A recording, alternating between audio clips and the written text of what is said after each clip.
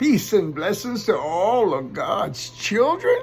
I pray this finds you well today, and that whatever it is that you're working on, you have success, and that remember, we have to lively up ourselves. I want to come to you today and speak about some of the mishaps in history, so to speak. You know, people for many years followed what they call Egyptology.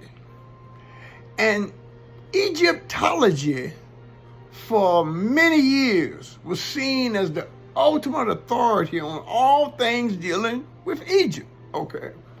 Well, there was what we call Egypt now. There was a certain time point in history where Egypt, as well as Timbuktu, Khartoum, these were really intellectual giants, and their closeness with God, the sciences. But Egyptology had a sort of myopic, limited perception of what was going on. Now let me give you an example. The hieroglyphics was just a mystery to everybody until the 1800s, I think the 1800s, 18th century, something like that. They found the Rosetta Stone. The Rosetta Stone started giving them more insight and knowledge. Well, let me fast forward to the day in this time. It has long been known in the study of the mysteries. And let me say something else here. That's why I use the King James Version of the Bible. Yeah, I know about King James. I know all, how the Bible's designed. But listen, truth can be taught through anything.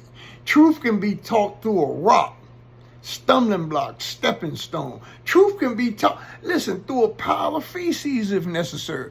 Truth cannot be denied, does not require announcement, and does not require support from nobody. Truth is. And I come today through my culture as Rasta man to teach and speak truth to those whose hearts and ears and eyes are open. Okay, so let the best in me speak to the best in you. Egyptology was constricted by ignorance. Ignorance and neglect are way more egregious than sin, or the sense of doing wrong. Now, I'm not dismissing sin. I'm just saying that a lot of things we see as wicked and evilness and all of that, no, it's ignorance and neglect. And let me say something to you. Benign neglect is the worst of neglect. But let's get back into Egyptology. There were certain authorities, Egyptologists, Wallace Budge.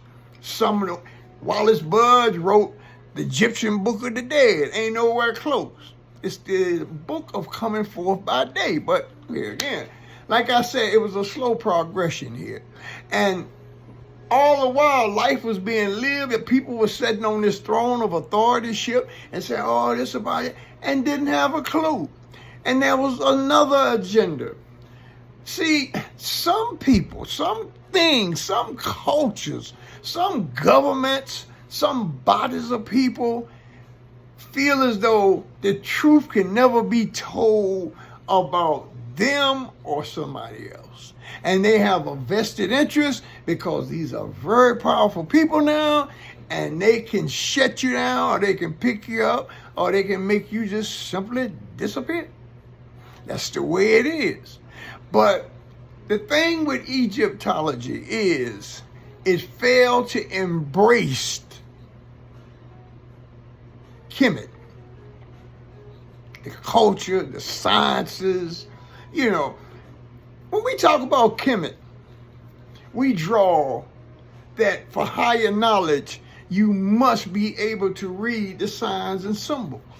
See, the higher sciences demand an accelerated rate of consciousness. So your awareness has to be elevated.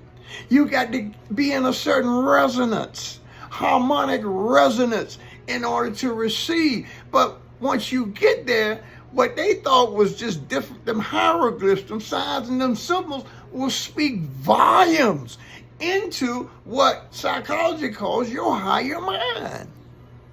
So see, now the information is being unraveled slowly but surely, and people are now gaining knowledge of certain, let's say, totems and all that. You know, they were just saying one time the savages running around and they seeing this stuff out there somewhere we don't know. We ain't been in there, but they just, you know, they just crazy people. No. People closest to God, they, you know, see, we so deep in it, we don't allow no other type of understanding. But it's the teachings are made out of the ancient Kemetian sciences that everything else come for. Peace and blessings, I pray. And I'm gonna pick up on it and go a little depth later, but like I said, we gonna go around the board.